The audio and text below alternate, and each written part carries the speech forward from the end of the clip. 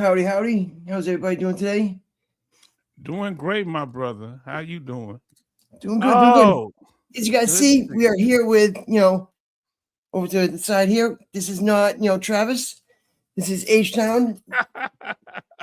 Travis will be joining us shortly if he's able to get off his mission and be able to join this stream this evening. We normally do Thursdays, but we're doing a special one tonight to be able to include H-Town in it. So that's why the change up in the time and a little things different. US Lily, absolutely, send questions away, or you're welcome to send them on DM if you don't want to ask in the chat. Things we're going to talk about. I just wanted to touch base. Who is this fellow H-Town? He's a fellow content creator on YouTube.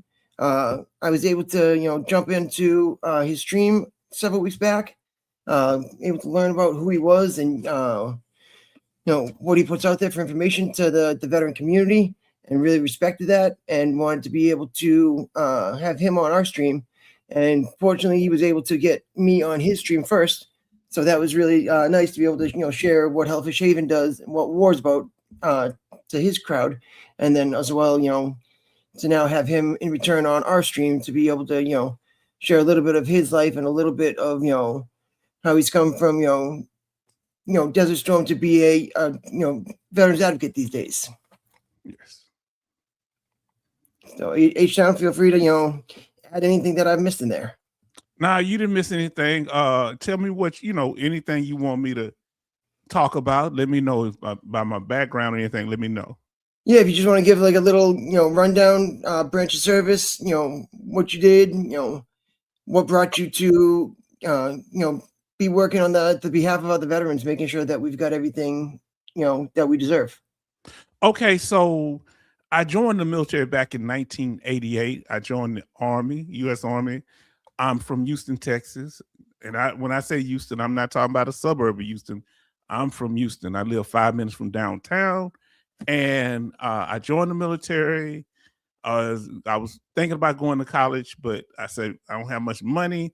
So I said, I'm going to go in the military and get some educational benefits. So, and when I joined the military, I was a tanker. I had a few jobs. My official job was armor crewman, being in a tank. However, I also was an 88 Mike, was a truck driver, cargo, and I was also a 77 Foxtrot, which is a fuel Hemet, both of them Hemets, fuel driver. But by the time we called it a line unit, when I moved back to the line unit, being back on tanks right before Desert Storm broke out, and of course I was, I was pulled up in that. And we hadn't had a major war in, since Vietnam. So this was a new thing. We were still in green uniforms, those of us that were in vehicles like tanks, because they figured we didn't need the brown camo. They gave that to the infantrymen. And, I served, I was over there in Desert Storm and 1st Armored Division. Yeah. And, that happened, what happened over there, and came back and, I was stationed in Europe at the time, went back to Europe, hadn't been home in 2.5 years, went home for a little time, they told me to come back. It's time for me to get my orders. And I went to Colorado. That's where I exited the military, ETS. Well, what I found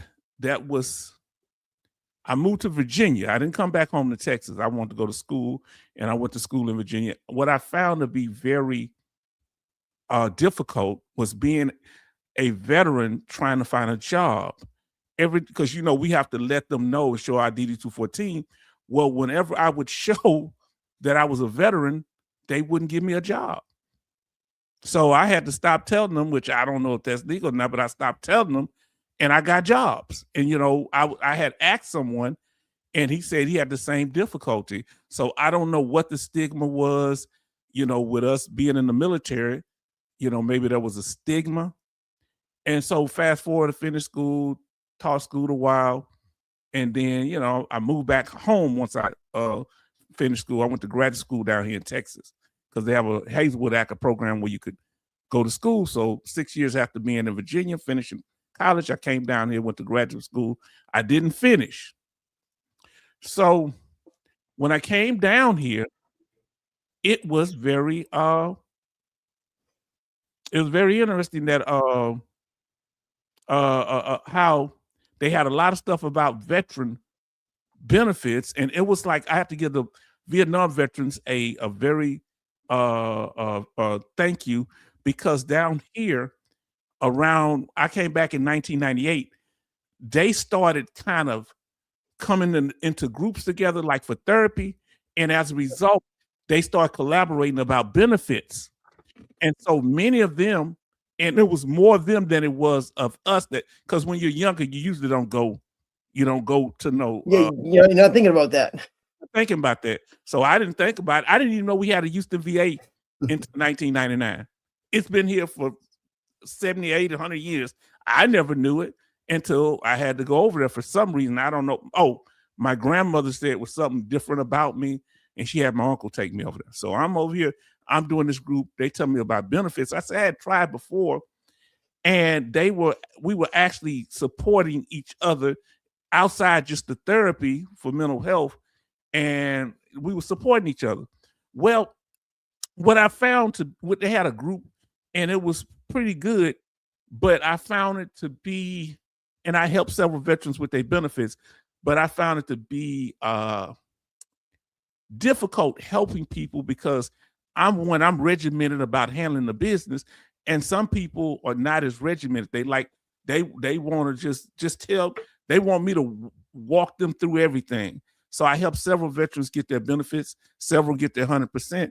But here's the thing, after I got my, people help me. Here's the thing, it's just too exhausting. So I felt like, hey, let me come over here. If I could do something on like social media, YouTube in particular, and use my educational background, I could put out information. So the first 6 months to a year, I was just putting out video clips, but my daughter kept pressuring me to go go live. And I was kind of paranoid. I said, what about the VA? I don't need the VA watching me and all this type of stuff. But I finally just one day got on there about a year and a half ago and just started going at it. Yeah. So I've been on since 2023 November. Yeah. So we had this question come up. The question, what benefits do widows of veterans have? Okay, now when it comes to widows of veterans, it depends on the veteran's rating. So if the veteran is just a veteran, you definitely there's going to be certain benefits as far as giving money toward burial. Now, if they're a disabled veteran, they're going to get a $2,000 stipend.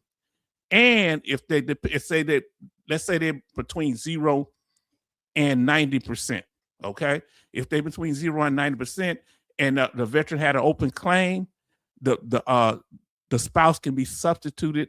If they are I'm gonna be honest with you, they don't necessarily have to be married. Did you know that? No, I didn't know that. Yeah, I want y'all to listen to me. Yeah. Listen. Now, if you're married legally, they can get the benefits. So let's say you had an open claim.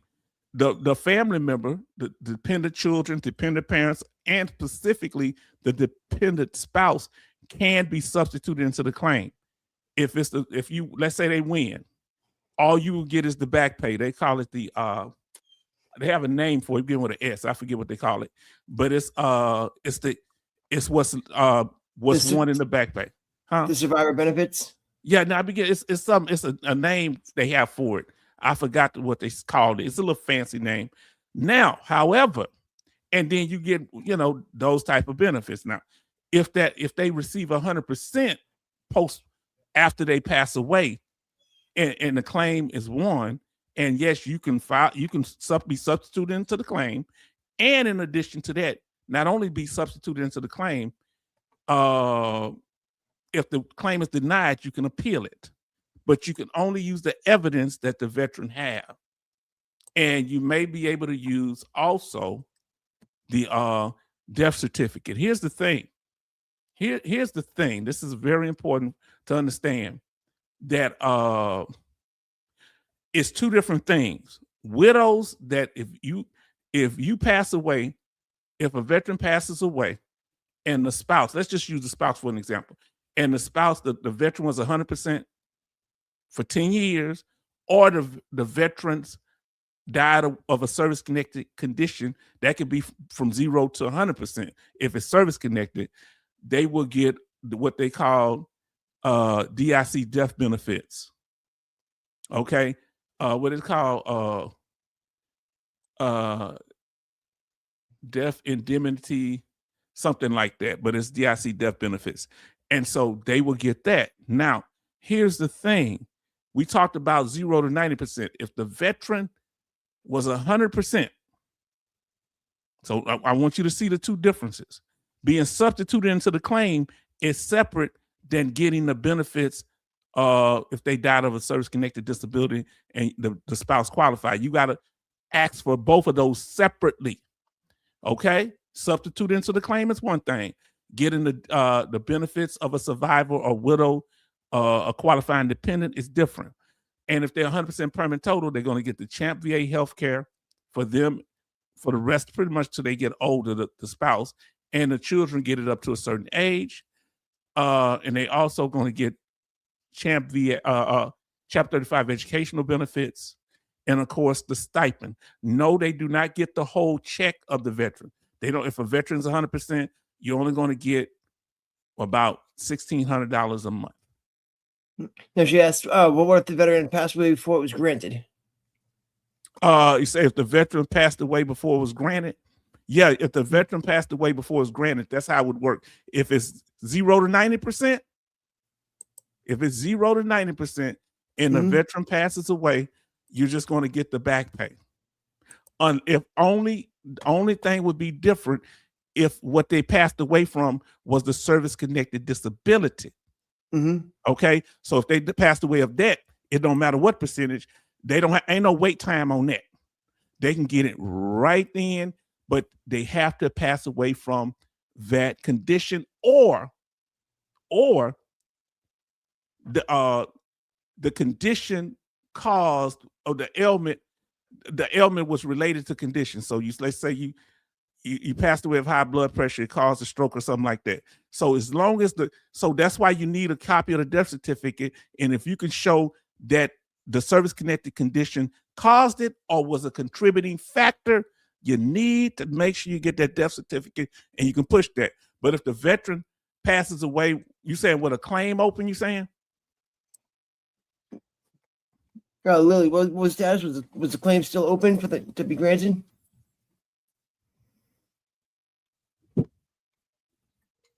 And if I just posted here too. Yes, okay. So yes. So and if they were 100% and passed away, they get the all the benefits of a dependent of 100% permanent total veteran, or TDIU, which is a permanent rating. But if they have a claim, they're going to be substituted into the claim. Don't let them tell you cannot be substituted into the claim. Yes, you can. The VA will lie to you. Has the VA ever lied to you, brother? Told you something that wasn't right? Many times, unfortunately. Okay, yeah. So they'll tell you, oh, you don't qualify. You have a year. Now listen, you need to file within that year so you can get that back pay. They call it so you automatically, if they were receiving disability already, let's say we ain't dealing with the claim, but if they were receiving disability, they'll get that month's check. So the veteran passes away on the 1st, or the 1st to the 31st, they get the check for that month. That's it. There's something payment on death, they call it. So that's how that works. But yes, you can be substituted to the claim. I have videos on that. Now, any other questions? All right. Don't see any yet. So let's go to the next thing that we really want to talk about today too was, folks, when they get out of the service, a lot of folks feel lost. A lot of folks, wind up, I got the 214, like you said, your 214 wasn't opening doors for you. It wasn't saying, no, go here and, you get a job here, get this, a lot of things are sold, once you have that veteran status, everything's going to open up for you, no problem, and a lot of times guys learn that when you get out, the only one that cares about us and what we did is ourselves. Yes. And I really, I was young, so I wasn't really thinking about so much being a veteran, because this is the first time I ever did it. So I didn't know, and I just started picking up on things. And what I've kind of deduced over the years is the fact that I think sometimes people have a little resentment. Like, let's say you're in the National Guard, or what they call it, they call them weekend warriors. What the reserve? They can still keep their job and go and do duty on the weekend. And I think some people may resent that. So when they hear, oh, veterans, this and that, veterans doing that. So when we come to the job, they thinking, I guess we supposed to get some special privileges. We do get, for federal jobs, you get 10 points. And everybody may not feel cool with that. And another thing people may be bothered by, the fact that veterans can receive VA disability benefits and work, it depending on the condition, depending on the status, as long as they ain't based on unemployability. Most veterans work with 0 to 90%. Most veterans work. And if you're 100% permanent total, you can work too. So that may bring resentment from others. And the big thing I've seen too is, a lot of folks, they're looking for what to do. And a lot of guys will wait until it's been, 10 years and they need something. That's when they reach out and they start touching base with somebody. They take, you get out of the military, you want nothing to do with, veteran status, you want nothing to do with the military, you just want to go on your own way and, make your own path. And I've seen, guys wait until they're hurt, wait until that back pain starts really, affecting things, and, really wait till your knees about to give out before you go back and say, hey, I was jumping out of planes, what can I do about this? And, the best thing folks can do is, get in touch with, a veteran service organization, as soon as you can. Don't wait, those years and years after.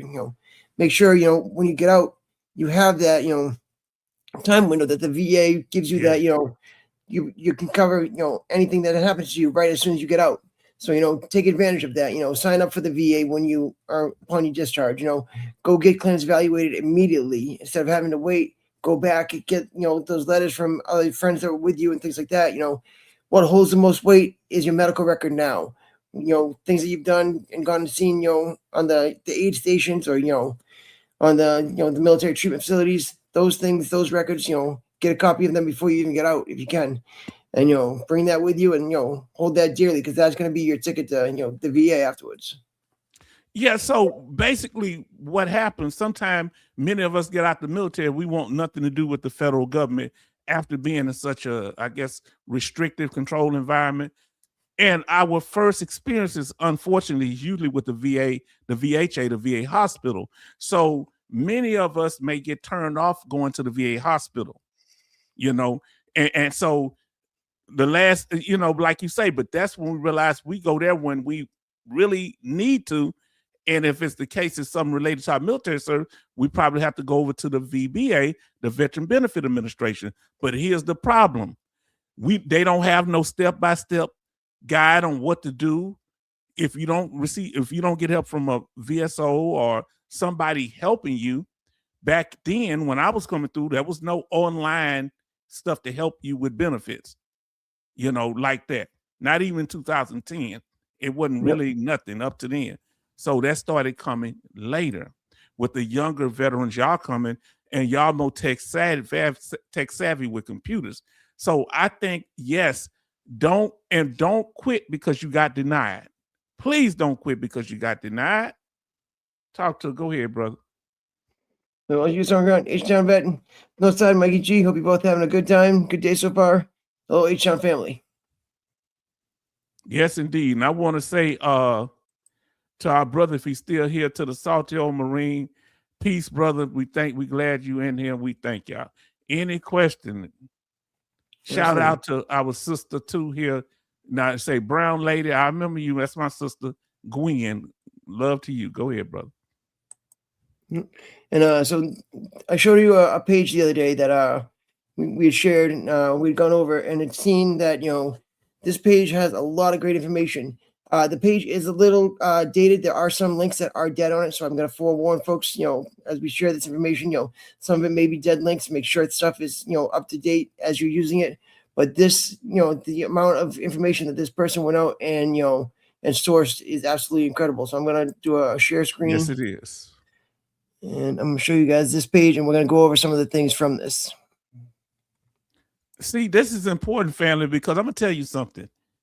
We spend so much time fighting for our benefits that we don't know how to cope once we get the benefits. So we get the benefits, but therapeutically, we don't know what to do to relax. We're always, once we got the benefits, we're fearful that the VA is about to take them away.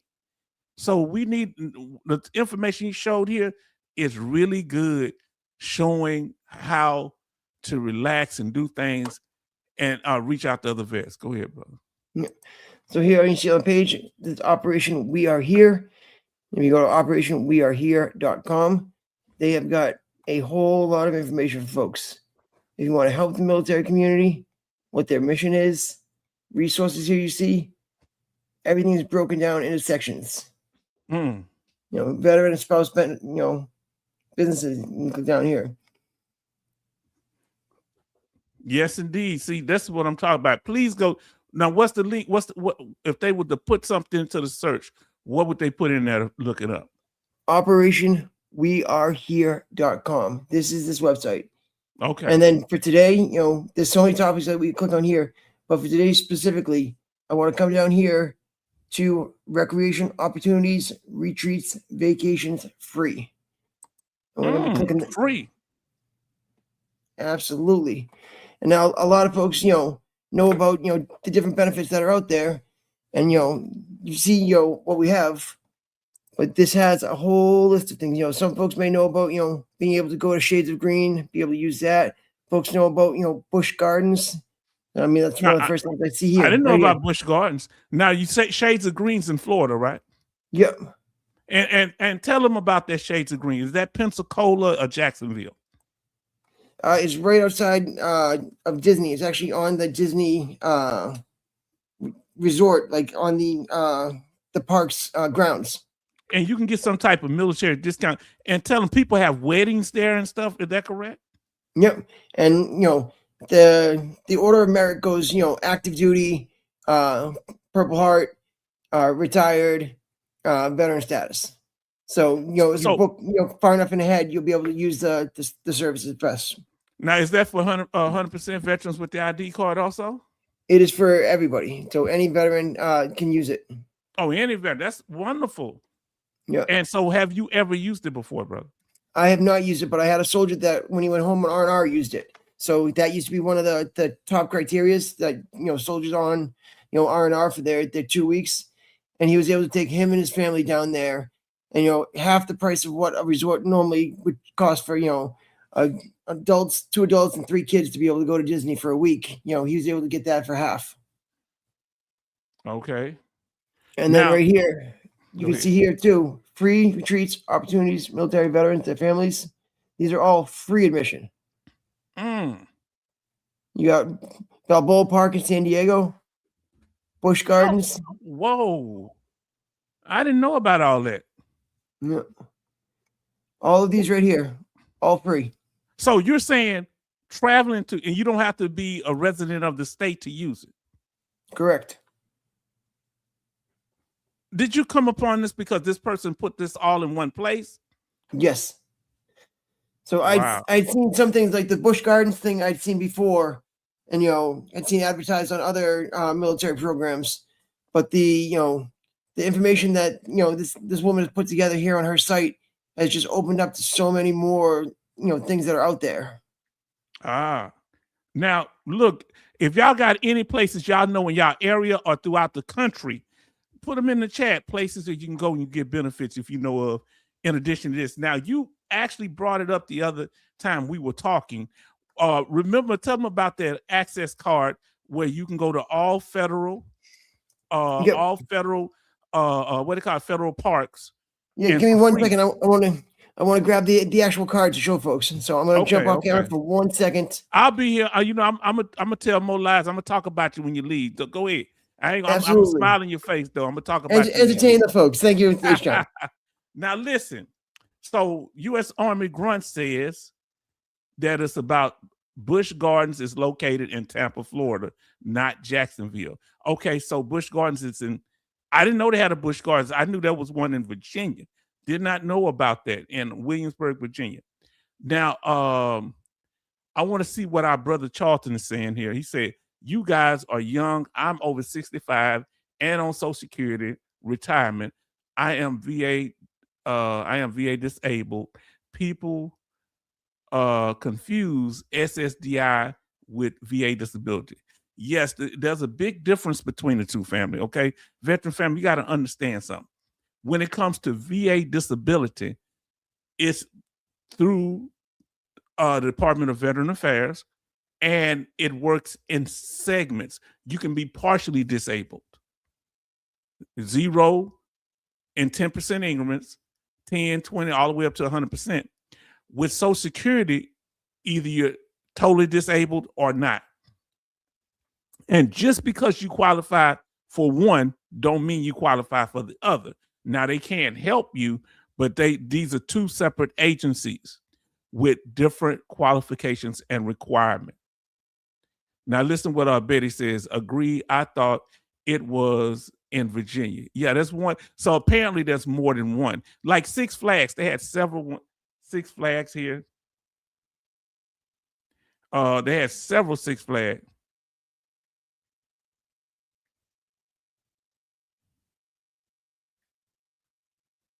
Give me a second here. And so let me see what y'all saying in the comments up here. Make sure you don't omit nobody. So we got the family in here. We want to say thank you to we got Darth Vader in here. Thank you. And then we got Nicole in here. We're glad to see you. We also Neil Stepp. Thank you for showing up. We appreciate you. Betty Bop's in the house. Thank you so much. Charlton here. We got let me see who else we got here. Lily asked some very good questions. The Salto Marine Brown Lady. Yes, indeed. Family, we thank you. Benny is in the house. Thank you. That's one of my day ones right there. You understand? War, we are resistant. Thank you for being in here too. We appreciate y'all. Can you see me or hear me? You can't see me? I can hear you, but can't see you. All right, give me 1 second. I feel for you, but I can't reach you. Then we have 66 Love. Thank you for showing up. We appreciate you so much. U.S. Army Grunt. Thank you. Now listen what U.S. Army Grunt says. Wish we had all these tools in 1991 when I got out. I would have not missed a lot of benefits now with help of YouTube as help. Thank you. Yes, indeed. I had to get my family to bring me some water. I got a refrigerator here, no water. Now let's see what we talking about.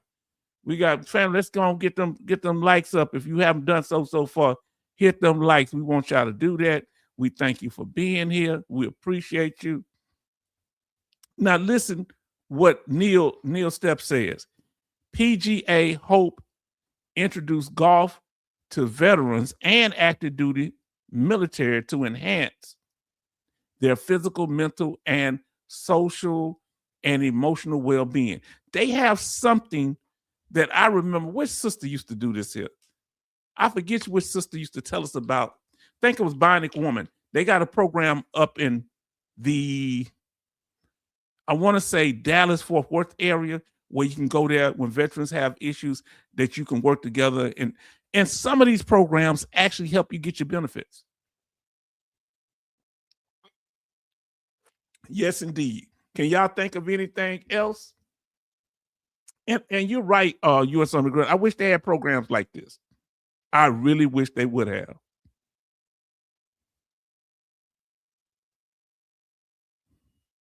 Oh, I didn't know that. Somebody was talking about, Lily was saying, and able to pay back 3 years city government jobs. Now, if I think what Lily is saying, and I want y'all to understand something, follow me on this here, that when you are, let's say you go into the military, you already had a career. All right, there's two ways this is going to work. if you was like, if I was teaching school before I joined the military, when I get out, my military time will count towards my raises and my retirement, and automatically. But if I didn't do that, I can buy back my military time afterward, where that'll go toward my retirement at my state job. Are y'all listening to me? They got different programs. We got Rainbow in here, Rainbow PB. Thank you for being here so much. Any questions, comments, concerns, let us know. Me and my brother trying to make this thing happen. Say, yep. Now I say, okay, so let me see. There go a page right there. Yes, indeed. Let me ask y'all, family. My brother about to come up here. He is. There we go. Now, what made you get into these therapeutic programs, brother?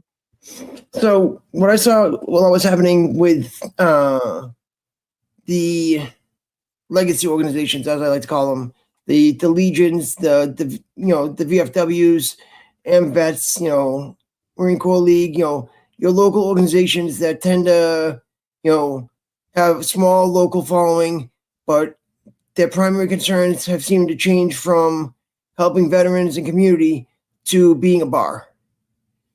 And, literally.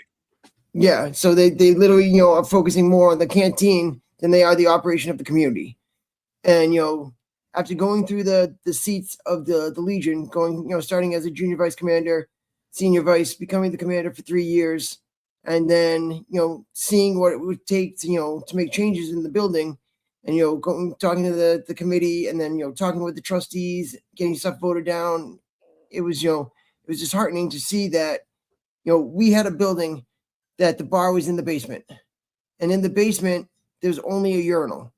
So we were keeping away people that, weren't able to use the facilities because of that. Right, we were keeping away people that couldn't make it downstairs because of our staircase and not being able to, have an elevator or, a ramp to get there. So we were, keeping back a lot of the veteran community, So I said, hey, let's move the, everything upstairs, use the hall area, we don't have to use the whole thing. We can, partition it off and, use that, during the, the week. And then if we have a rental, we'll use it downstairs for that night, And how was that received? The trustees said absolutely not and would not do it. And then within a year later, our building was sold.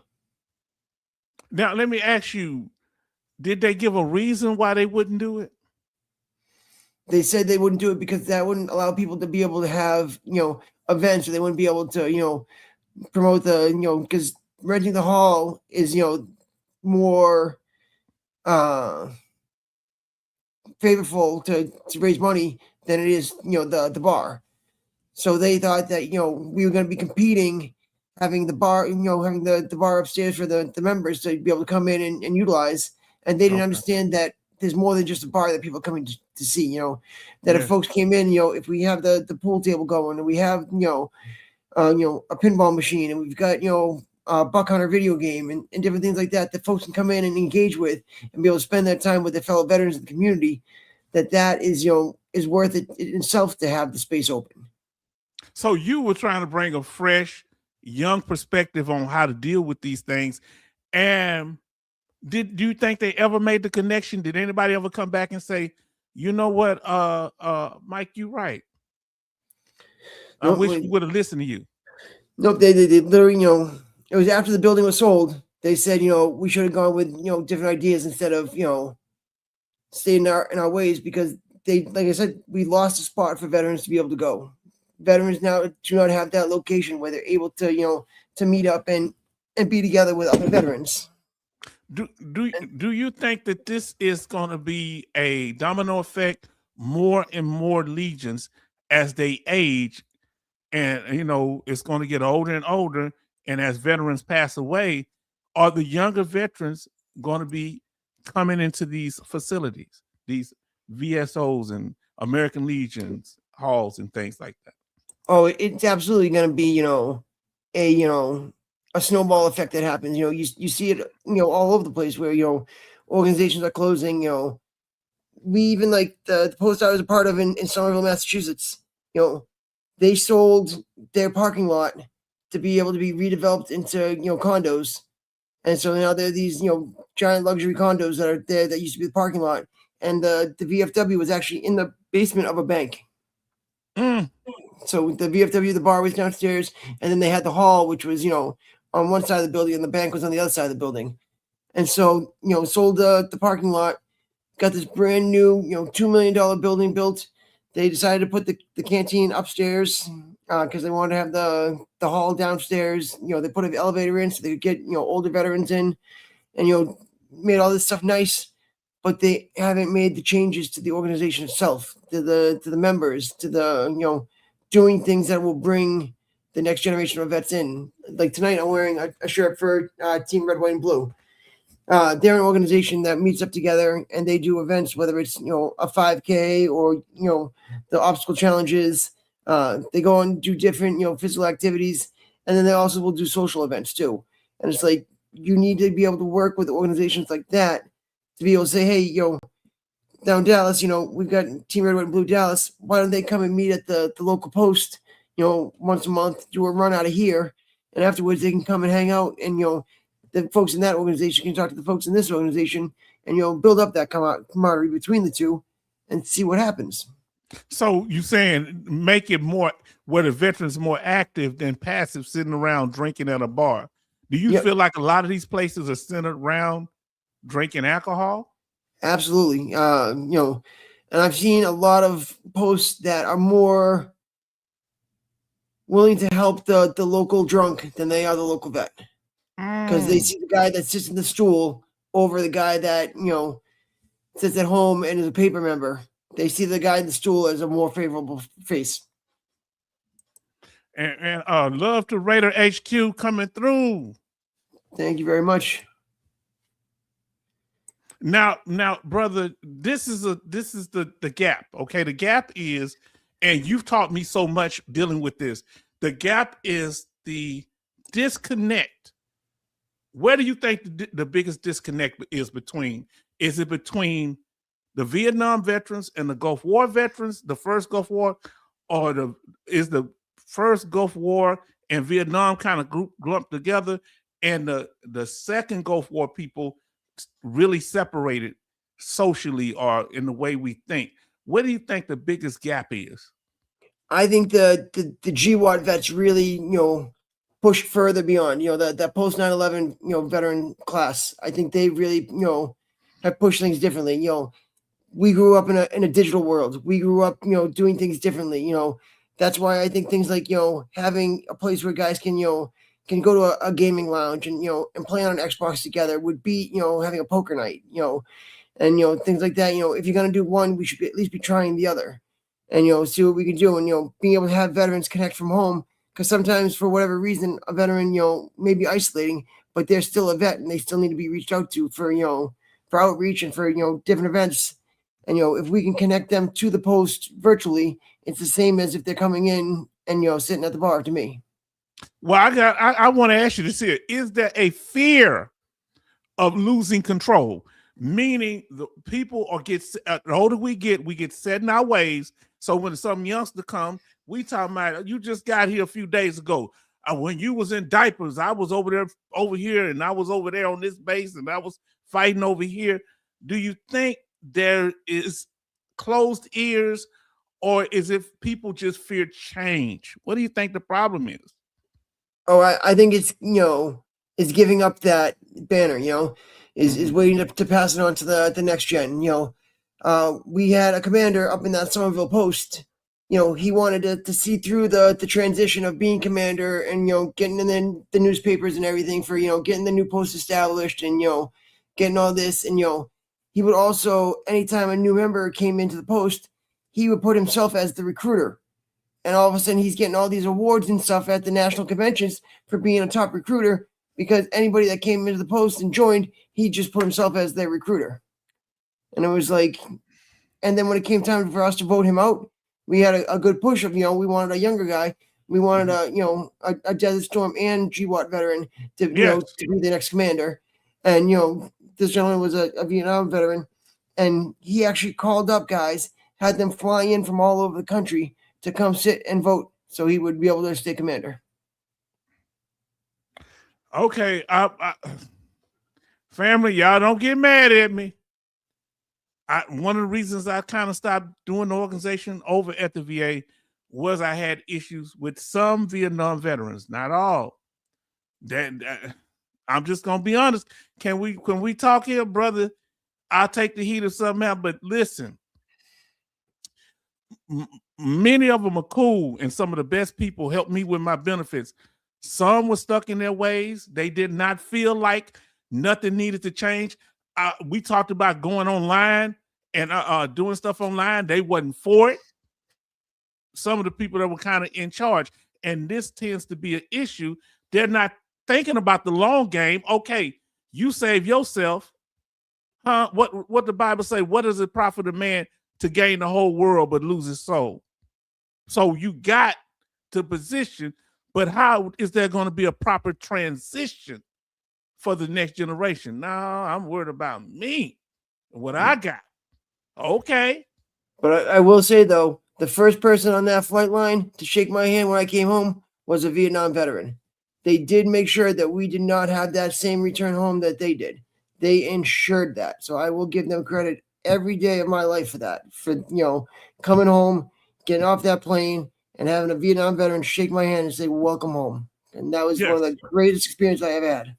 So that's what I'm saying. I think in every genre, that's whether you peacetime or not, family. We cool. We just using the war thing as the time frame. That's all. But you're gonna have issues with Desert Storm phase because people are people, and with the young ones, what I like about you, you don't feel from what, and don't let me speak for you. We got Sister Grace Smith in the house. Say, H-Town, good evening. Okay, go ahead, brother.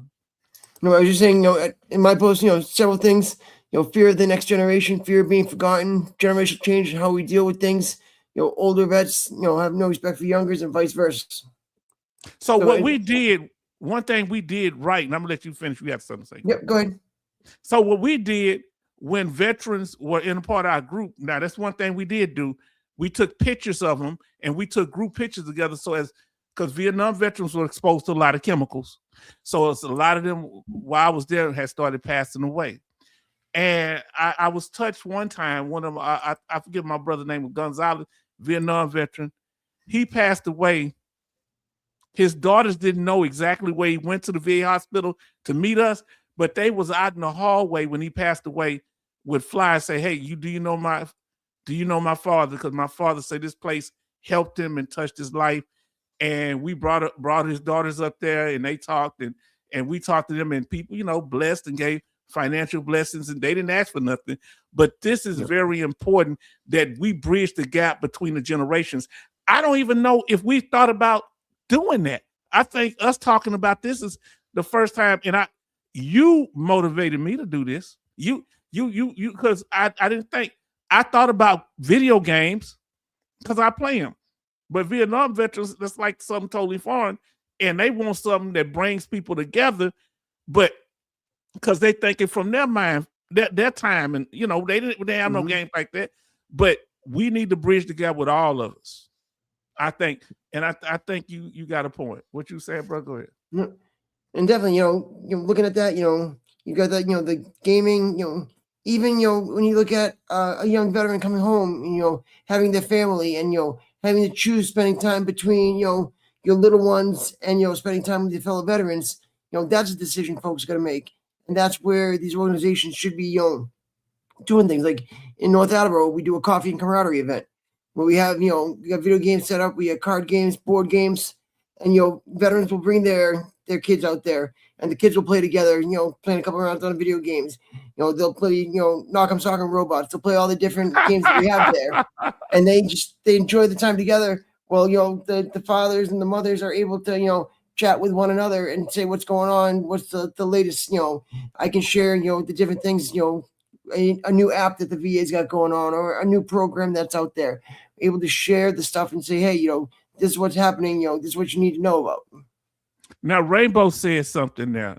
Rainbow PB say we all went through the poop, and the only a Lieutenant Dan would qualify the conditions and character of every person being much less than Lieutenant Dan and his same type of people. Now, listen, do you think that we veterans in general, we're kind of open to welcoming other veterans, huh?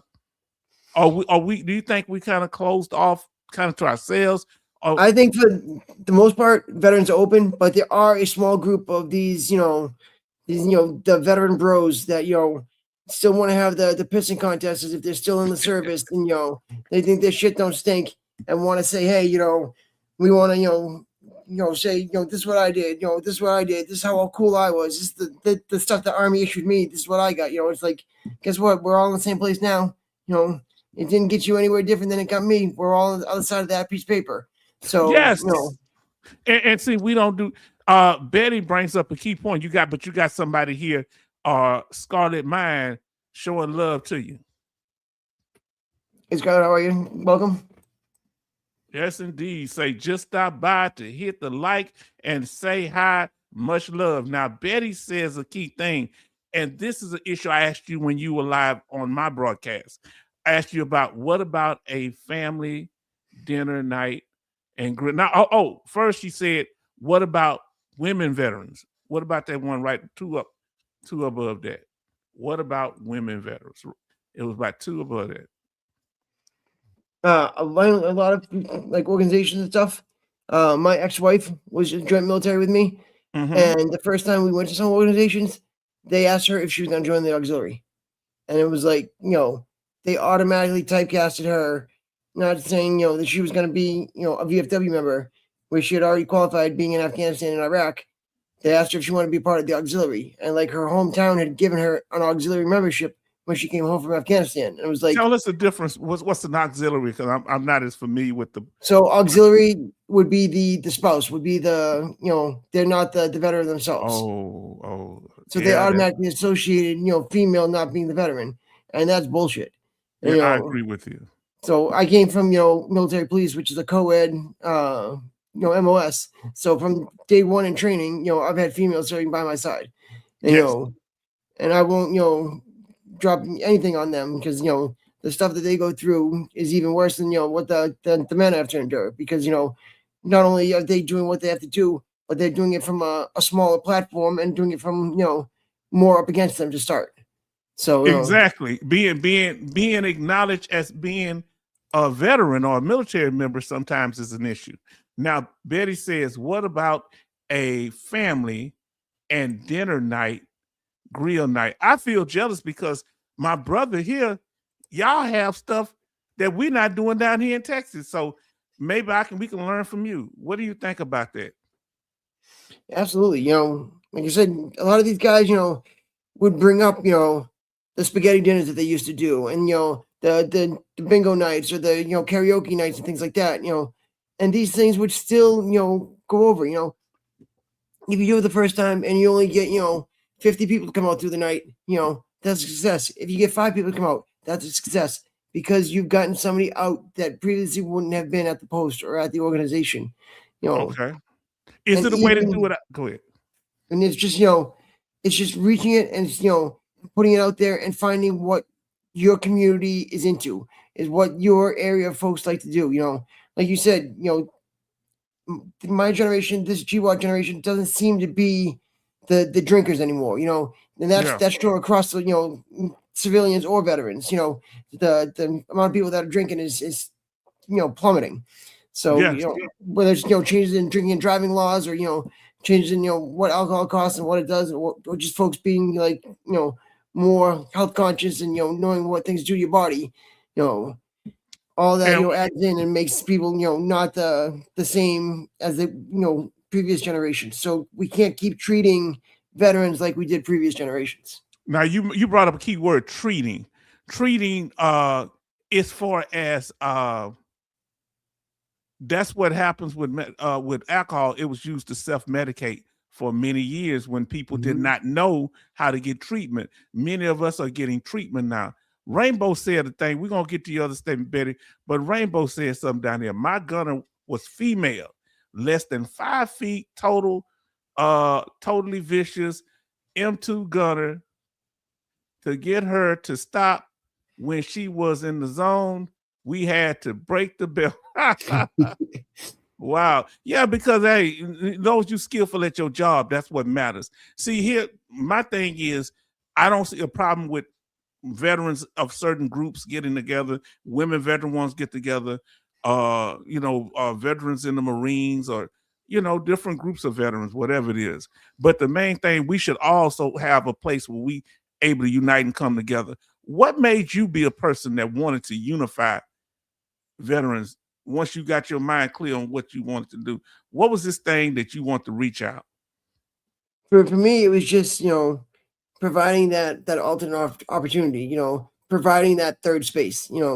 I wanted a place where veterans could go that's not home and does not work. And it's what these these veteran service organizations are pitched to us as.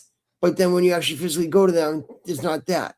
And I'm not even looking to make it have to be Hellfish Haven that does it.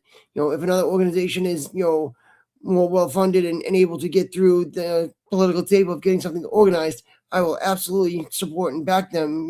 To create a place like this. We need a safe, sober environment for veterans, their families, and caregivers to be able to go get educated, have some entertainment, and and be able to be around other vets. Now, here's the key thing, what he said, because I'm not a drinker. I like to fight tall guys when I drink, so you don't want me drinking. He said safe, sober environment. If you're going to have the young people around, you don't need a whole bunch of drunk people around. And so that's really important. You're going to have families around. You need to make sure they do that. Now, this is an issue that I've always dealt with. Bro, you got something to say, just let me know. Cut me off. Look, good evening, Desert Raider. Evening, H-Town. And we are here with our brother, Hellfish Haven. Yes, indeed. Founder and director. Listen, but man, you got to say the whole thing. Now, listen, Betty said something that really a lot of veterans have issues with.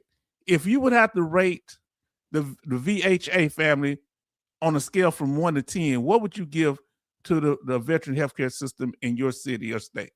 Now, she say that happens a lot with women veterans, even at the VA hospital.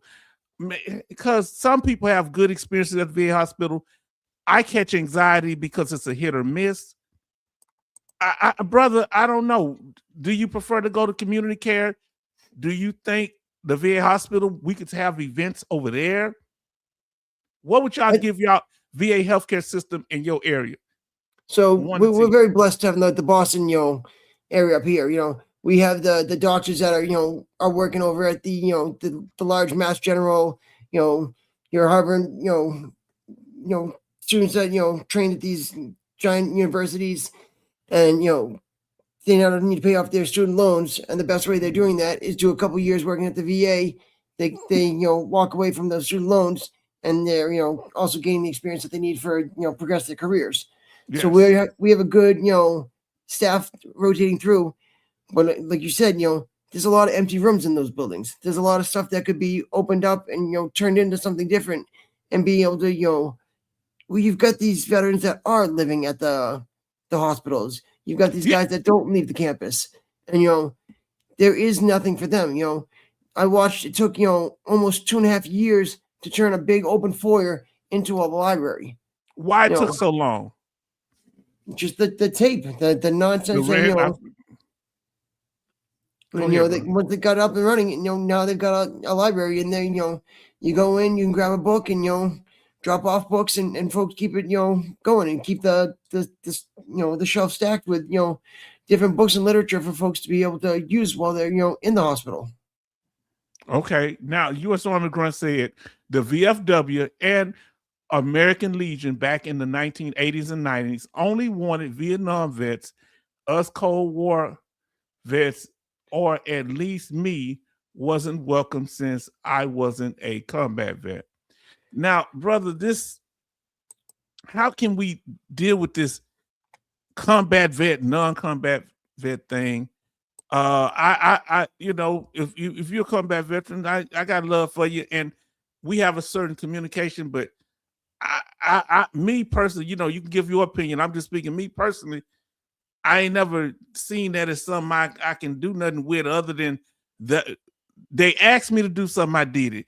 If people that are not combat veterans, they was asked to do their job, they did what their job was.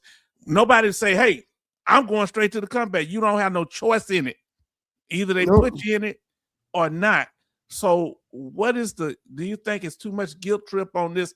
I'm a moral authority because I'm a combat veteran, or am I overreacting? Talk to me, brother. No, there's definitely, too much emphasis put on folks, and, too much, self-congratulatory, bullshit on that end too, is you literally, you served and you went where Uncle Sam sent you. Yes. You didn't decide to go here, you didn't decide to go there, you got sent to where the needs of the Army put you. And so that's where people served, and that's how they went there. Yeah, there was a time when people were volunteering for tours and things like that to go, back and back over. But it's not like that always, And so to compare yourself to somebody else, who didn't go anywhere is complete horseshit. Like for myself and Travis, Travis is a non-combat vet. I'm a combat vet.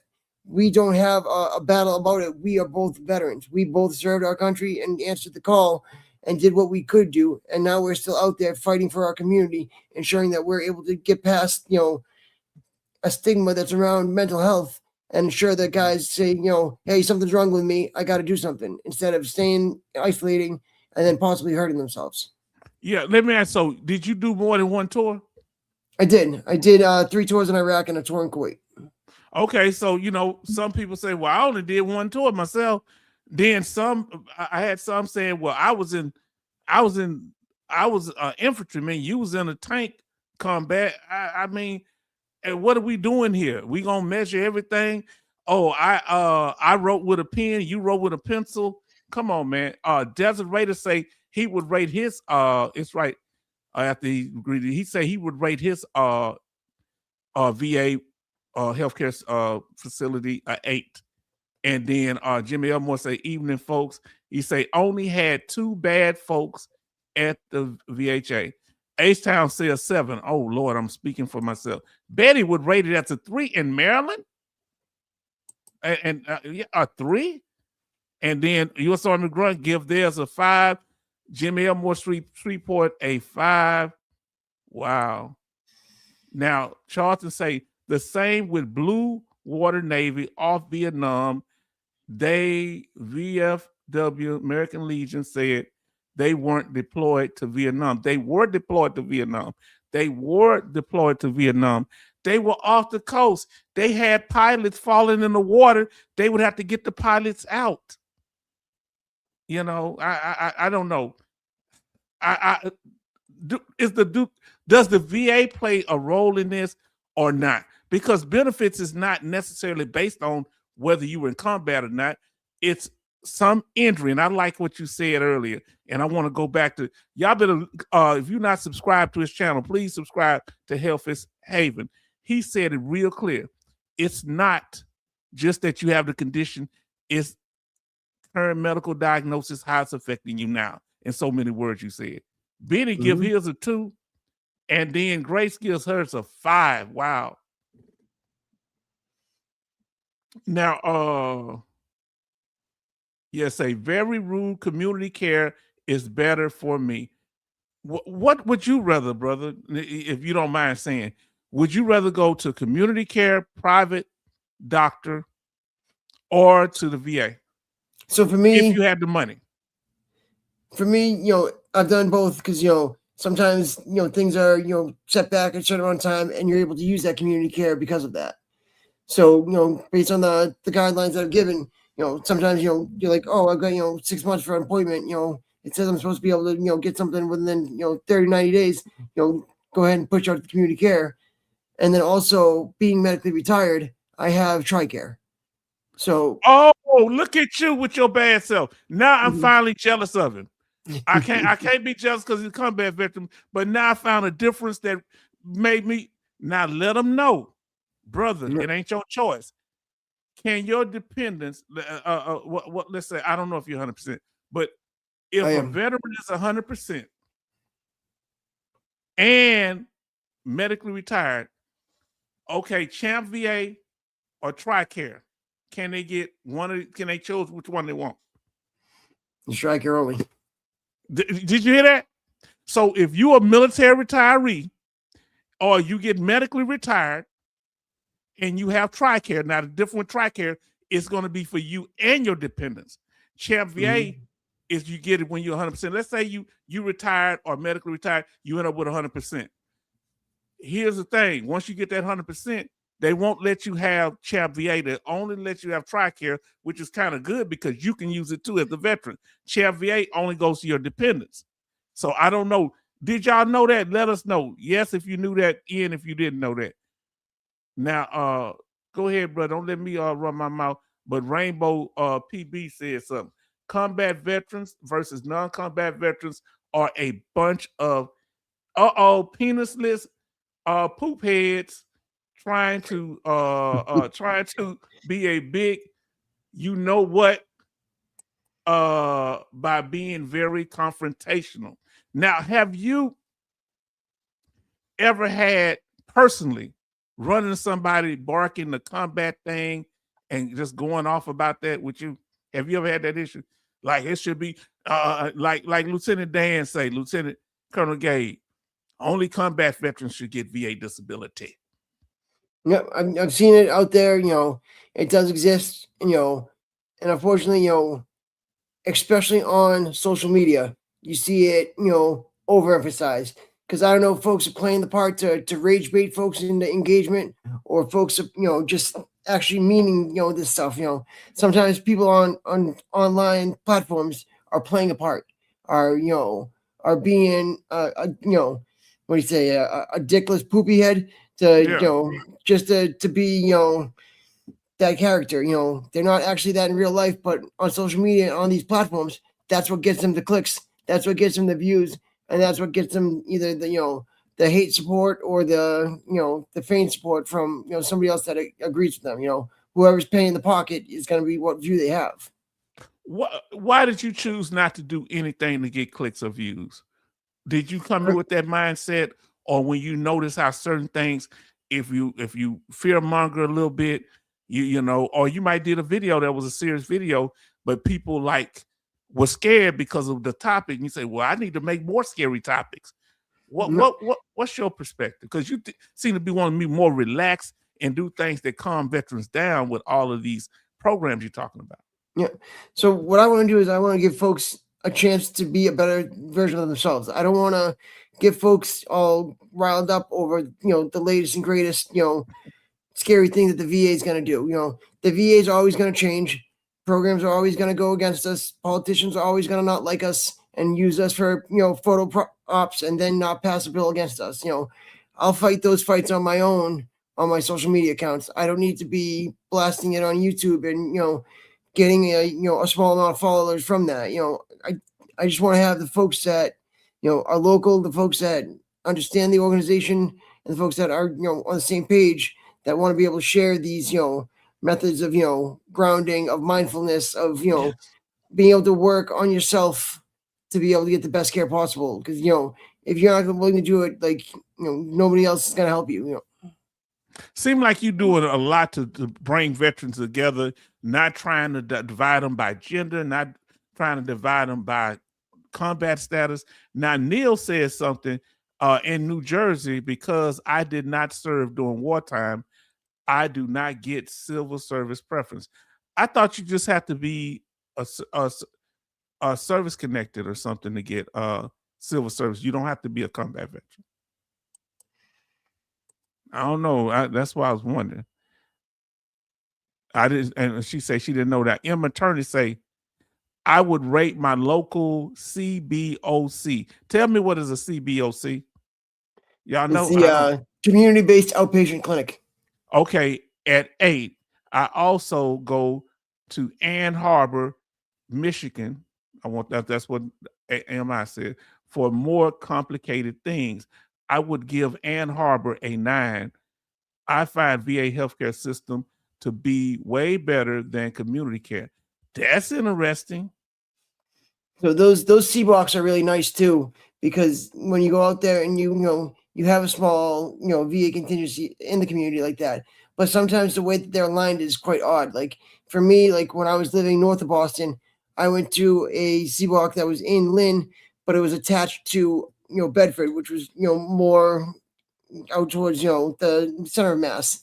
And but I was right there next to Boston to live, but they had me affiliated with a different VA. So it is nice to have, but sometimes their host or their parent VA is a little different. Well, I'm embarrassed, brother, because I have no idea what a C body is. Could you tell us what a C body is? Some people may not know, or it might just be me.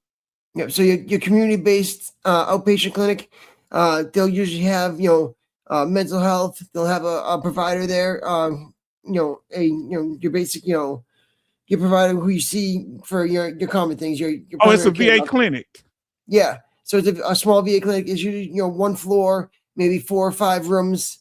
Okay. It's just a clinic. Go in and just get small things done. And like they'll have rotating staff through there. They'll have, a mental health provider will be there Monday, Wednesdays, and Fridays, physical therapy on Tuesdays and Thursdays.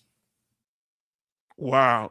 Now listen, Charlton say Neil Step state VA preference is different from federal. State, you just get points added to the civil service test. Now you say down here, state hiring places just to have to interview, not guaranteed job position. Wow. Absolutely, Betty. You are welcome to. Let me know first, What'd she say? She said, if I do fear mongering and baiting, that she's gonna unsubscribe and block me. No, don't talk like that. we love. Oh, Lord. Now look, Jimmy says this. Jimmy Elmore says this. I can socialize better at the VA than I can in community care. Now that's one difference. I do feel comfortable being around more veterans at the VA. Now that's very interesting. Now, somebody said something up here back. Rainbow Poop. He had a second statement where he say, "We all talking about the combat veterans and versus non-combat veterans. Say we all volunteered to do a job. We met the standards then, and now if we met the standards for the VA healthcare compensation, then we have met the standard." And I did a video showing if it happened in duty. Because let me tell you, there's some combat veterans that don't qualify for benefits because they got a dishonorable discharge. There's some combat veterans that did horrific things in country and on bases that don't qualify for nothing. So just having that, we thank people for the sacrifices that they make, but you can't change the rules. Once we sign up, that's when we sign a rule. You can't come up with a rule once you get to the end of the game. That's called cheating. If you change the rules in the middle of the game, that's called cheating. Wow, we got Ear Will in here. What Rainbow say? Would agree with Grace about Hampton VA and agree with Betty Boss about the Maryland healthcare, but getting no care is very bad. Now that's a problem. Keep to try. And when you get tired, call a friend. What can we do to get the veterans out? What's up? And we got Ear Will. Hey, much love to Ear Will in the house. Now, I'm saying, ain't nothing like a good cup of coffee at the VA before your appointment, and that, is a form of, camaraderie, folks. That is people being able to, to talk and, to spend time with other veterans. And that's what I think, these organizations need, there should be something set up on Saturday mornings at the VA. There should be, something set up at, different organizations that are trying to do stuff, It doesn't have to be at a VFW or an American Legion. Any of these organizations that, want to help out and want to do something different could just host it. You've got a little, a diner or something in a small town that's got, 5 or 10 vets. If you did a veteran hour once a month, I bet you those 5 or 10 vets would be there and start telling their friends about it. And you know what I didn't like? They closed down the kitchen at the veteran VBA. They closed down the kitchen. Why you do that? And I didn't know at the VA hospital they had an auditorium. They did a big thing. They had an actor come in there who did like a play thing. He was doing oratory history, and I'm like, they got these big rooms. Why don't they engage us veterans more often with this? Look, he said, just subscribe to your channel, Hellfish. Neil Stepp said, family. Thank you kindly. Y'all think it will go on there and subscribe to our brother, give him the support. Because if we got to support our own. If we don't, all the big time people going to take him. He going to be riding around up there in Massachusetts with them fancy cars, and H-Town going to be standing on the sidewalk. He going to hit the mud puddle, mud going to get on me. And I said, I remember when you was coming up, man. Nah, we ain't going to do that. He ain't going to forget us. He ain't going to forget us. And he say, family, y'all are really, oh, we got somebody else now. Is that one of your people, Nina? Yep. Oh, thank you for joining us. We got some Canadian fans in the house. Oh, Canadian fans in the house. Now, do you have any of your fellow friends that are living, that veterans that are overseas? Anybody in here have any family or your fellow veterans that are living overseas?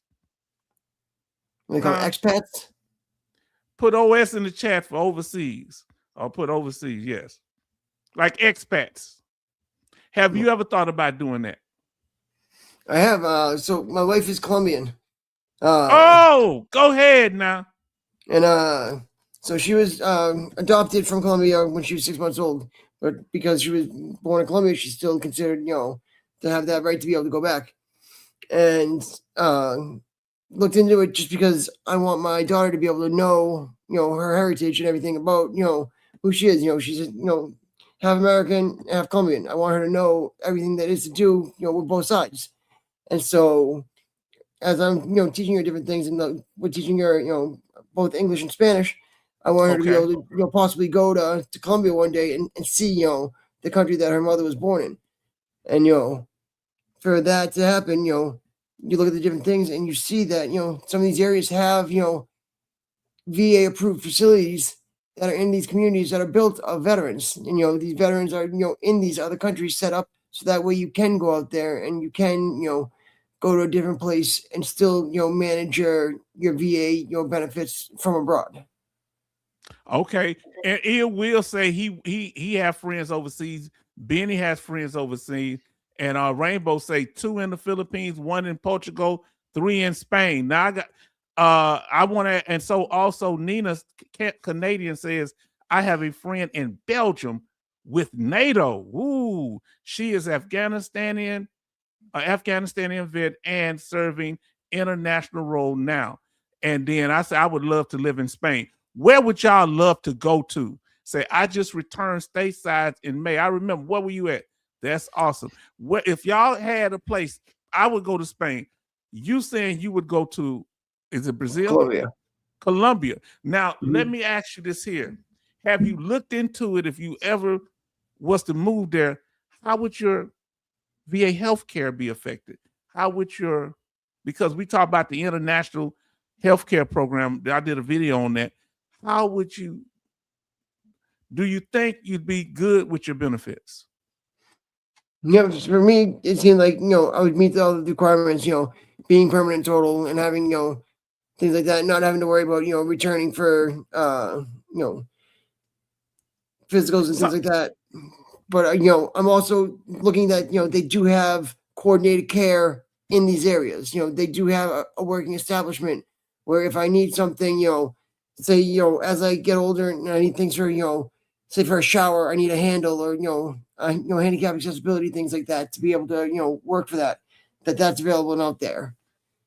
So you think you'd be able to get access to the VA helping you with those things? Would you consider going there? And would you, because some guys say they have to come back every 6 months, like from the Philippines, come back to you. Do you have to come back? Or are they doing that for their citizenship? It looks to me like, they're doing that for, other things. What I was reading in the VA's, literature didn't say anything about having to come back for X, Y, or Z. Like it was just saying that, once you're down there, making sure you've got a good, mail set up and a good, kind of web-based, communication with the doctors and everything as well. So you would actually go down there and you would live stream from down there. So Neil said 66 Love say like and subscribe. Y'all should have 2 windows open. Mine and his and Hellfish Haven. We got to double this thing. Now Neil say Portugal and Spain.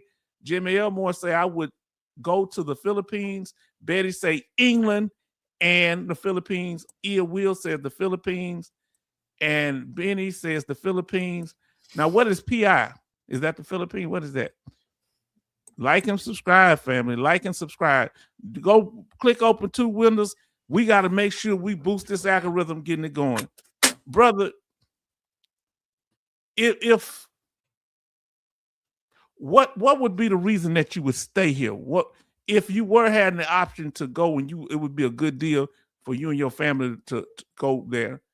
What would keep you here? What make you reluctant to leave? Is it the medical facilities? Is it being around family here? Or you just, you enjoy life more in America? The veteran community is larger here. What is it? I think for a lot of folks, probably, it is that, the medical facility to be available. Also, family, for me, my parents and, are 10 minutes drive down the street right now, and I want, for me, for my daughter, I want her to be able to have that relationship with her grandparents and be able to see them as often as she can, before they aren't here. Now, you were saying earlier about for those of you that are totally disabled through Social Security or through 100% with the VA, totally disabled with the VA, you can get that card, that access card. That card can get you into federal. You showed it to me, I think, on when you showed me the website. We're gonna do a quick share screen here. So, family, if you're 100%, okay, or you totally disabled by Social Security, you can go up there and get the card for free. You can take several family members with you. Now look and say free entrance. Scroll back a little bit. Let me see what they say. Scroll back to the title right quick. Yeah. Say free entrance to national parks for current military, veterans, and Gold Star families. Somebody asked about Gold Star families earlier. Go ahead, brother. Yep. So you can see right here, everything's this right here. You're going to click down to passes. Okay. This right here is what you're looking for. The America the Beautiful, the National Pass and Federal Recreational Lands Pass. Oh, that's the one with the most benefits? Yep. Okay, they say senior military visitors with permanent disabilities. Okay. Wow. So listen, Love just came in and say, good evening, H-Town and everyone. Would he be in and I didn't get that to you because we were live, but we're going to get that information. Hellfish Haven sent it to you. Would he qualify as a helpless child dependent? Love. He at the bottom down there. I will look into that for you for sure. He said, I already have both. Wow, yep. He already got it. I have an international passport. Real quick. Okay. Oh, look at that. Man, look at that youngin'. That make me want to pay my back child support. Looking at that little beautiful girl there. Listen, I told my ex to check his mail. Hi, how you doing? Right, I know your name. Tell everybody your name. Emily Gary. Your name's Emily. Emily. Oh, she gave her whole government name. Who's that with you? Who's your toy? Jessie. And she got Jessie from Toy Story. Oh, that's Toy Story Jessie. Oh, yeah, so sweet. Everybody show love to is it Allie? Emily. Emily said new Toy Story 5. Yep. 1, 2, 3. Did you see the movie? 5. Yep, we saw Toy Story 5 recently, so that's why she's so excited to have the new Jessie. Oh, Lord. Because that's Whitney Part 2. And she's got another toy that interacts with it. So when they get close to each other, they can actually talk to one another. Oh, this is getting too deep here. Oh, Lord. We'd have to lock them toys in a room. Everybody's Absolutely. saying, they say, oh, she's gorgeous. Hi, Emily. They say, if only they could stay that But small. very hate Woody because him and the dumb head. Because Mm. him had the whistle, Bowdrot, Yep. Shiny. And then Woody and Buzz, you know, had their banter going back and forth. And Oh, Buzz she got mad. Buzz. She got Buzz Yep. Lightyear too. And she got mad, you know, Buzz got mad at Woody because Woody's got a bald spot in the new movie. So he keeps Y'all making fun too of him in much. the movie. Family, this is what it's all about. See, our brother over here, he got his family. And our brother got his family over here handling his business. This is what it's all about. Everybody say, sweet lady. Let me see what you said. Now, M said, I have the America the Beautiful access pad. Yes, that is the one that truly we want to talk about real quick. I'm going to throw it as the whole screen real quick. I think make us little tiny guys in the corner. handle it. All right, right here, the America the Beautiful pass. Free.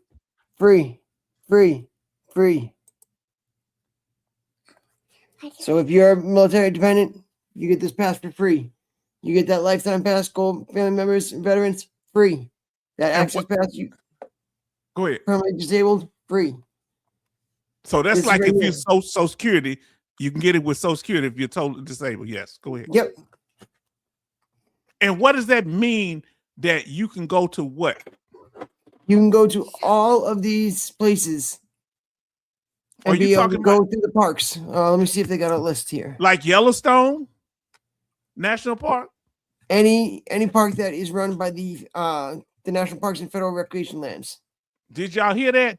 So the Spanish missions down in San Antonio that's been here in Texas since I want to say the 15 or 1700s. The Spanish missions been there. It's not just the Alamo down there.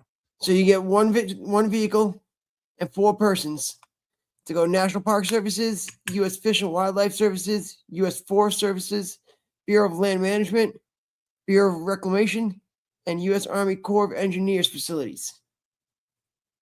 Yeah, because I went to the U.S. Army Corps of Engineers. I got my ID over here. And you see this one here, that little purple one? That purple one I have for being a veteran. So I need the new one. Mine is, when did you get the new one? So I got that one 2 years ago.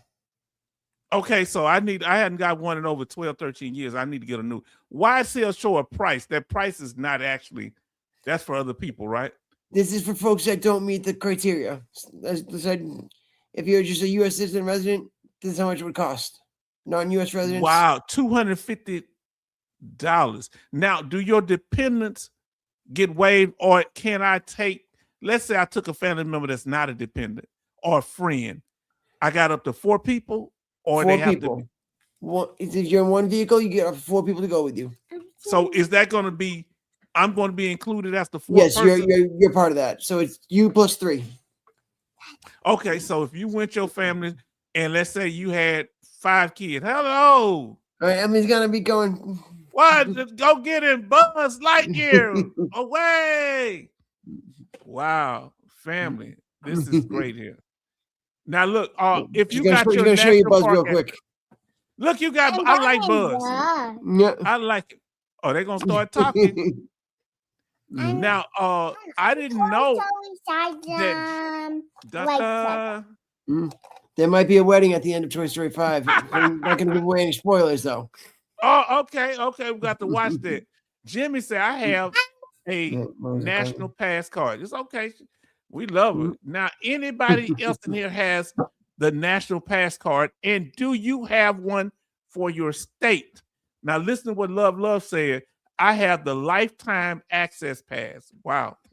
So that means, family, if you're in California, you can go to the, I don't know if they charge you, but you can go to the, with those big old sequoia trees and different parks.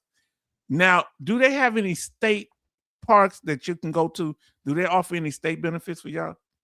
So Mass has the Department of Conservation and Recreation, DCR, and you can get a DCR pass in Mass if you're 100% disabled veteran.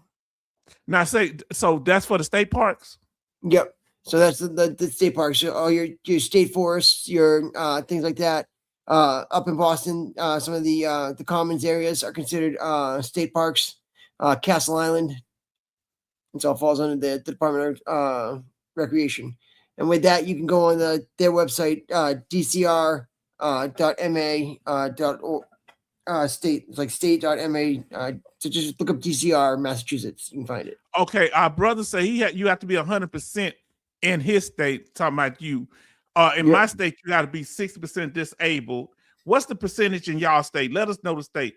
In Texas, you have to be 60% to get the state park, go in the state parks.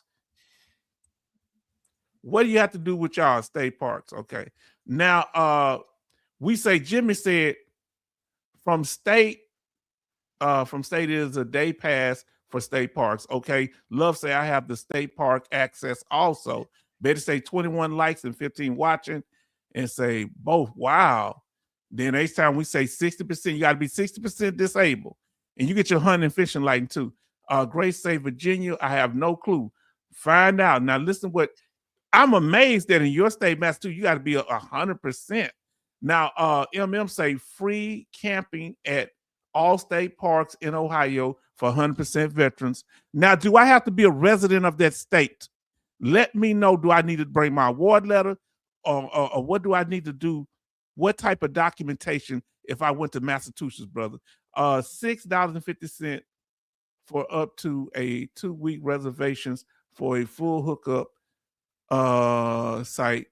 Can't beat it. Wow. Louisiana, you got to be 100%. Now we got Timmy in here. Tim Morrison. Everybody, we kind of miss. He was up there. Tim say 5 watching, 13 thumbs up. He up the last one. He's in a purple looking like. But thank you, Tim, for being here. Now, say remind me of my grands. Don't Emily make you think of that? I tell you, she make want to pay my back child support almost. Now listen. Now, brother, what's the next venture you want to do? Anything, any programs personally you want to be a part of that's therapeutic? Just the big things, like for me, like what I see is going out there, and like why I want to mention this pass and why I got this pass was because I spent so much time away from the country, so much time fighting for the country, that I want to be able to take the time to see the country. Folks always talk about, they want to go to Europe, they want to go, here, there, everywhere around the world. I want to see what this country has, and what beauty lies within, and why, so many folks are willing to go serve and to, put their lives on the line for it. Yes. We serve and sacrifice for a country that we don't even get to enjoy. I've never been to Yellowstone National Park, and I need to go. I'm going to try to go by next year. Love say, I get the fishing license, so saltwater fishing is free. Water is at a discount. At 60%, fishing and hunting license are free here, but you can get one buck, one this and so many fish. But I'm a crabber. I like the crab. I don't know if y'all have crabs like blue crabs up there in Massachusetts. Yeah, also there's seafood out here. I mean, yeah, folks out there at the Cape are just grabbing everything. Yeah, and would you do it on a road trip, or would you just go to one? Now, you may not say the words. I don't know. I'm not good with acronyms. They got lodges. They got lodge one in Colorado, where you can go there. Very beautiful. What they call it, MR, and recreations. You know what I'm saying? Oh, MRE. No, MRE. MWR. Yeah, MWR and recreation. Yep. So the Morale, Welfare, and Recreation, they've got these different programs that are out there for folks to be able to use, and you can go to the bases and you can stay like the base down in Newport, Rhode Island. It is very beautiful down in Newport, Rhode Island. They've got a lot of mansions, things like that, right on the water. The beaches, everything. And if you ever seen the movie with Brad Pitt, he comes down, he's like an angel of death or something. Yeah. Yeah. What was that at? And so they had like the movie. They have the party at the mansion at the end at that big mansion right on the water. So that's down in Newport, Rhode Island. And they shoot a lot of movies in your state. Yeah. So if folks want to go down there and check it out, like you got things like that, and you go up to these bases and you can stay for cheaper sometimes on post, and those things like that. You want to look into planning these events that you're going on. Like you said, if you even look at the the retirees activities if you're retired, or just talk to the MWR representative in that area, and they can give you ideas on places to go and different events that you could travel on, whether you're going out on a day to go fishing on the ocean, whether you want to go ice fishing in the winter somewhere. The key thing is to plan ahead. If y'all want to do a road trip, put road trip. M says Joe Black, Meet Joe Black is the movie. Okay. Absolutely. The Service Connection says, good evening. Yes, indeed. Service Connection. Look, family, we about to wrap it up in a minute.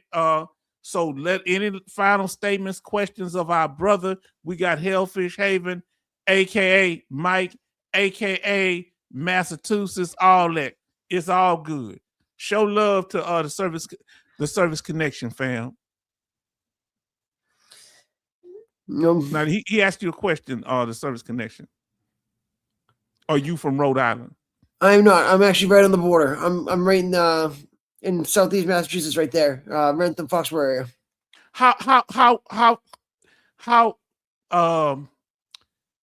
How long would it take you to get to Rhode Island? In 3 drive? minutes. Huh? 3 minutes. Oh man, this man. We're going to catch him at the border and we're going to get him deported back to Massachusetts. We're not letting you be. Listen, somebody get on that board. I'm hating on you already. I'm sorry, man. Somebody get on that board. Right there, That's right. Just go right to the wood line and I'll be in the other side on Rhode Island. Yes, sir, brother. So let me know, we're going to let it wrap up. Everybody show love and, say yo. Absolutely. We're very grateful to have you guys, tonight, and the folks in your chat, welcome over, joining us, collaborating tonight. And this is the stuff that, we like to do and we like to see is, veteran organizations, veteran channels working together, nothing to, to gain or to push to you guys. We're not pressing anything for you guys to purchase or buy or, anything like that. He's monetized over there. If you want to send a super chat or anything like that, you guys are welcome to, show some love to H-Town. Do you have a cash app? Yeah. We just do donations to Hellfish Haven. So if you go hellfishhaven.org, you'll be able to see there. Did you put it? You want to put in the chat, or you had where they can find it? If y'all want to donate to our brother, because we over here, I want y'all to. If y'all gonna throw a blessing toward my brother here.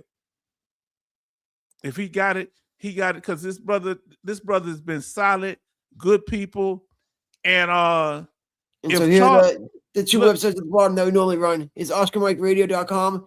That's Travis. He's normally here. Right now he's on mission tonight, so he's not able to join us. But he and I normally do W.A.R. We Are Resilient on Thursday nights. And this week especially, Travis is going to hit episode 500. So 500 episodes, this man has done a podcast to be able to help the veteran community, to be able to get the word out on what folks are doing and be able to share the stories, and the way this man does it is just a remarkable thing. He's, that person that when you talk to him, they just pull the questions from you so easy to keep the story engaging and keep it going. There's no dead air when he's chatting with somebody. So be able to check out, Travis, he's a Marine Corps veteran over at OscarMikeRadio.com. He's on every platform that podcasts are on, whether it's Spotify, Apple or YouTube. You can get his stuff there. Hellfishhaven.org is the platform for my organization. Like I said, we do a lot of events with the VFW. We've got an event coming up with the DAV. They're going to have a beach party that we're going to be a part of to be able to have some things out there. We're going to have like a lasso toss game, like an arcade basketball game outside that we're just going to have for folks to be able to play. Like I said, anything to be able to build up that camaraderie and to, get veterans talking and sharing, stories with one another again. Because, if they come out to that, then they'll be able to come out and learn things about, how they can help themselves. And again, that's the biggest thing is if we can get rid of the stigma that surrounds seeking help for mental health, that's the biggest thing that we're trying to push with Hellfish Haven and with, you know, the work that I do. It's just let folks know it's okay to say, hey, I need help sometimes. Yes, and I want to thank you, brother, for having me on. And I like he'd like to do things that keep him from being sedentary, where you're just sitting around.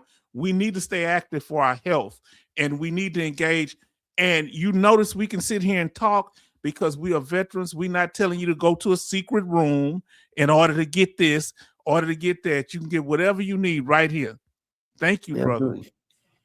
Absolutely. Thank you guys. You know, we'll love it. And then, as always, when I sign off here, it's going to do a quick 1 minute. It's going to be a little breathing exercise for you. So, guys can, you know, unwind if it's been a long day for you guys. Just watch along with the breathing exercise. Try to work things in as you can, whether it's, you know, 3x3 or 4x4.